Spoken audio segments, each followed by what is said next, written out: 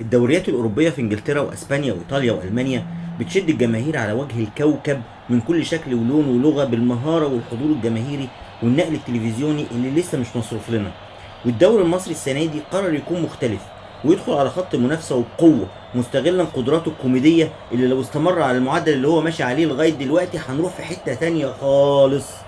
من أول أسبوع في الدوري وبنجاح منقطع الجماهير بيستمر عرض مسرحية الدوري بعنوانها القديم الجديد أنا مسخرة. كابتن إيهاب يحييكم من استاد أسوان في افتتاحية الدوري المصري موسم 2016-2017 بين الداخلية وأسوان، وكل سنة وكل موسم وحضراتكم طيبين. الداخلية نازل النهاردة بقوته الضربة من أول يوم عشان يكشر عن أنيابه مبكرا. الداخلية بيلعب النهاردة بطريقة 4-2-3-1 في سعي لحصد أول 3 نقاط. بيمثل الداخلية النهاردة في حراسة المرمى حسام غالي، بتحصل. خط الدفاع بيبدأ بباك رايت أحمد سمير، جنبه 2 مساكين، محمد كوفي اللي محترف في السعودية أصلا، عمر جابر جاي من سويسرا، وباك شمال هدير. أي والله العظيم هدير. مستغربين؟ هو أنتوا لسه شفتوا حاجة؟ ده التقيل جاي ورا. الداخلية بتلعب ب2 ارتكاز، عبد الله السعيد وجنبه على طول ومن غير مقدمات نوال، ولا أي اندهاشة، لسه الموضوع مخلصش. تحت راس الحربة بيلعب ب3، وليد سليمان، عمرو جمال، وجنبهم عويس. حد يسألني مين عويس؟ هقول له اسأل نوال وهدير.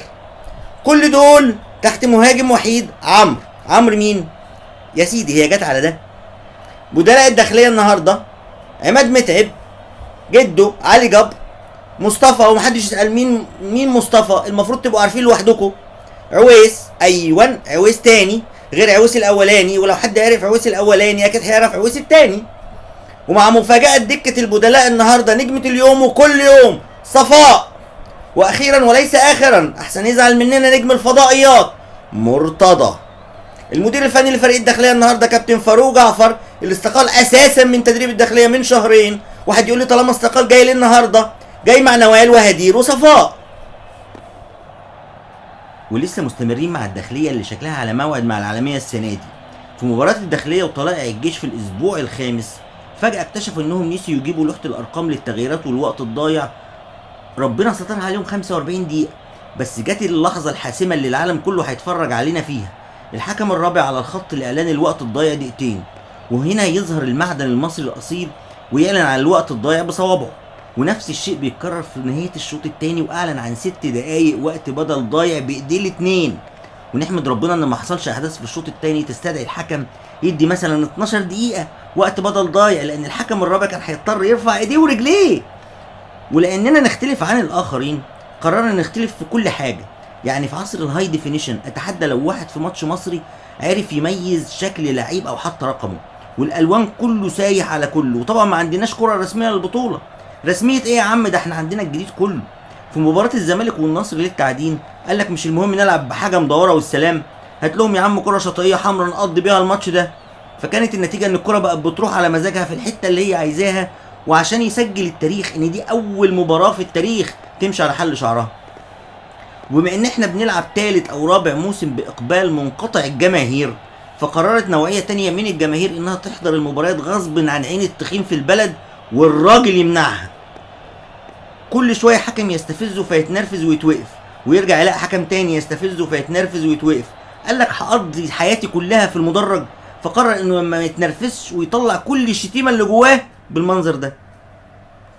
معروف طبعا ان باتريس كارتيرون مش المدير الفني لوادي دجله، وانه نجم النادي الاهلي ومنتخب مصر والمنتخب العسكري وكل المنتخبات المصريه، وصاحب هدف مصر في كاس العالم. خلينا نخلص بقى من ذل مجدي عبد الغني. مين ينسى ايامه وتألقه مع الاهلي او منتخب مصر؟ كانت احلى ايام، هيصه ولا حد حاسس بحاجه. يعني كل ما الداخليه تجيب جون الجيش يتعادل، وكمان الجيش بيجيب جون في الدقيقه 94. ضياء عبد الصمد قال لك لا كده كتير مش لاعب، سلام عليكم ربنا يوفقكم على رنات بقى، لما تخلصوا حصلوني على الاتوبيس. ايه ده؟ وكمان بتجيب فينا جون؟ طب اهو. اي الجميل ان اللعيب اللي اتلزق القلم مالوش رد فعل، وكمل احتفال بالجون مع زمايله عادي جدا كانه متعود على كده. والمدافع ما اتطردش، والحياه بتستمر، والايام بتنسي، وكله بيمشي بالحب. في اوروبا والدول المتقدمه لما حارس المرمى بيطلع يقطع هجمه خطيره من بره ال 18 بايده، بياخد طرد بعد ما المهاجم وزمايله والجماهير ولفيف من الجهاز الفني ما بيعترضوا ويتشقلبوا في الهوا.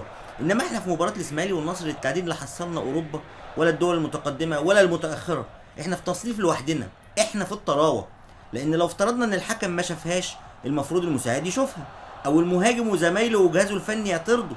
انما هنا لا المهاجم ولا زمايله ولا اللفيف ولا معلق المباراه حد فتح بقه وبيقول لك هنوقف الحكم. حكم مين اللي هتوقفه؟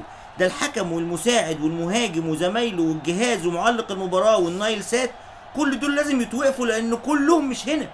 بس ده لو حصل مع حسام حسن كان زمانه نزل غز الحكم والحكم المساعد وحارس المرمى والمهاجم بتاعه وانتحر. ولو حصلت مع الاهلي او الزمالك مش مع النصر للتعدين، كان زمان الحكم قاعد فوق الاضواء الكاشفه.